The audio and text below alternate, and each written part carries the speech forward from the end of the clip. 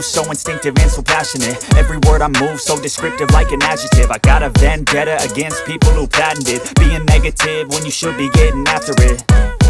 I got facts over tracks, this and that. Spitting slow, spitting fast. I could roast, I could gas. Think I'm okay at last, but I don't know if that can erase all the past. And the pettiness, a reflection of the emptiness. Hilarious, you think you're worth my time, you're delirious. Mysterious, because you hide behind a fake exterior. Inferior, you know I'll always be a bit superior. Get off of me, this ain't no humble brag. I want you to hear words, you can say them back. I want you to feel free from the chains at last, and to believe in what you got, it was built to last, yeah.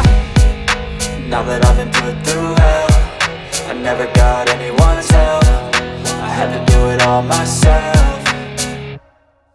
I don't ever slow up, no I don't take shit. I got no love for the fakeness. If you wanna play tough and wanna hate this, I'll always show up and make a statement. I don't ever slow up, no I don't take shit. I got no love for the fakeness. If you wanna play tough and wanna hate this, I'll always show up and make a statement. Gonna learn the consequence of being incompetent. Mental health is confidence, dreams and some honestness. I'm not here to save the day, that's for you to take away. I could play a million mind games, but instead I say something not illogical, something that is topical. Rub it on and watch it go, make yourself unstoppable. Dreams are irresponsible, but they're always possible. If you just believe, you could be so remarkable. Thoughts in my head, a collage and they spread. I'll be great one day, going off of my meds. No, I'm not giving up, no, I'm not giving in. I will make it to the top, taking off in the wind. I gotta make it, I'm saving every day to taste it. I'm patient, but my mind, it can hardly take it. I'm chasing a dream that I've had for several ages. A vacant, modern kingdom for the taking.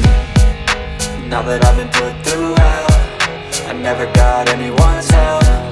I had to do it all myself. I don't ever slow up, no I don't take shit. I got no love for the fakeness. If you wanna play tough and wanna hate this, I'll always show up and make a statement. I don't ever slow up, no I don't take shit. I got no love for the fakeness. If you wanna play tough and wanna hate this, I'll always show up and make a statement. I don't ever slow up, no I don't take shit. I got no love for the fakeness. If you wanna play tough and wanna hate this, I'll always show up.